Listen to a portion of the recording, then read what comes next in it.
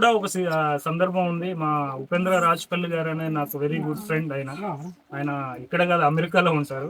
ఆయనతో కలిసి నేను డిస్కస్ చేసి ఒక మంచి రోజు ఈ రోజు ఆయన పుట్టినరోజు కూడా, ఆయన పుట్టినరోజు సందర్భంగా సెలబ్రేట్ చేసుకుంటూ మీ అందరికి ఇది చేయడం జరిగింది. సో ఆయన సహాయ సహకారాలతో మనం అందరం ఈ చారిటీ అనేది చేయడం జరుగుతుంది. ఇప్పటి వరకు ఇదొకటే కాదు, ఇక ముందు మీకు ఎలాంటి ప్రాబ్లంలు ఉన్నా ఎందుకంటే ఇదంతా పాజిబుల్, మన ఎంఆర్ఓ సార్ లేకపోతే ఇదంతా పాజిబుల్ అయ్యేది కాదు. మీ గుడెం మేము ఐడెంటిఫై చేసి మీ అందరికి ఏం కావాలో, ఏ అవసరాలు కావాలో ఎంఆర్ఓ సార్ వల్లనే పాసిబుల్ అయింది. ఎంఆర్ఓ సార్కి మీకు ఎప్పుడైనా మీకు ఏ ప్రాబ్లమ్స్ ఉన్నా కూడా ఎంఆర్ఓ సార్కి చెప్పండి. మీకు మాకు తోచింది మీకు చేస్తాం, కంపల్సరీ మీకు చేస్తాం. ఎందుకంటే మేము నలుగురికి సాయం చేయాలనే మనస్తత్వంతోనే ఇక్కడ ఉన్నాం. కంపల్సరీ మా కష్టాలు మేము ఎదుగుతూనే ఉంటాం. దాంతోపాటు మీకు చేసే సాయం మీకు కంపల్సరీ చేస్తాం.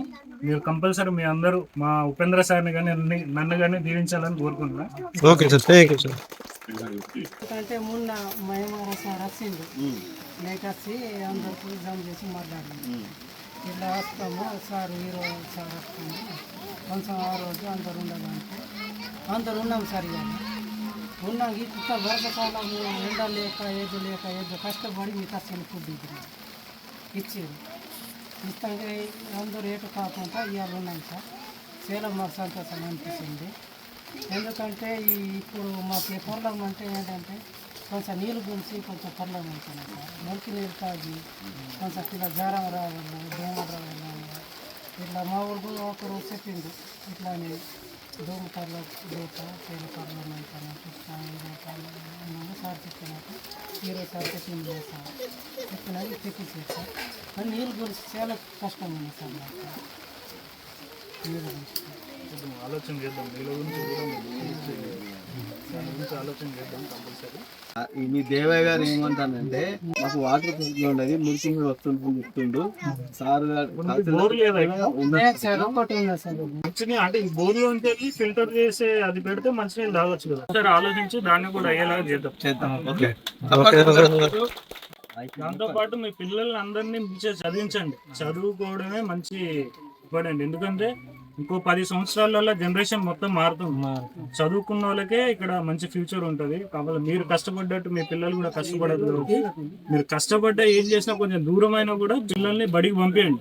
బడికి పంపించిన తర్వాత ఒక స్టేజ్ వరకు చదువుకున్న తర్వాత వాళ్ళ దారి వాళ్ళే చూసుకుంటారు. కంపల్సరీ మీ పిల్లల్ని కూడా చదివేయడానికి ట్రై చేయండి.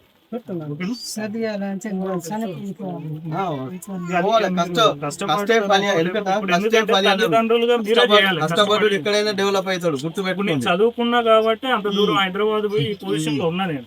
నా చదువే నాకు ఒక మార్గం చూపెట్టింది.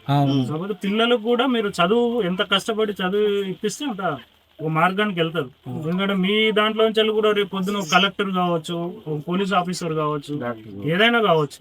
దేవయ్య గారు పెద్ద మనిషి దేవయ్య గారు పేర్లు చదువుతాడు.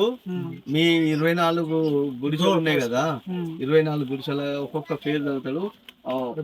భర్త గాని తర్వాత భార్య గాని ఎవరైనా ఒకరు వచ్చి కలెక్ట్ చేసుకొని పోగలరని కోరుతున్నాను.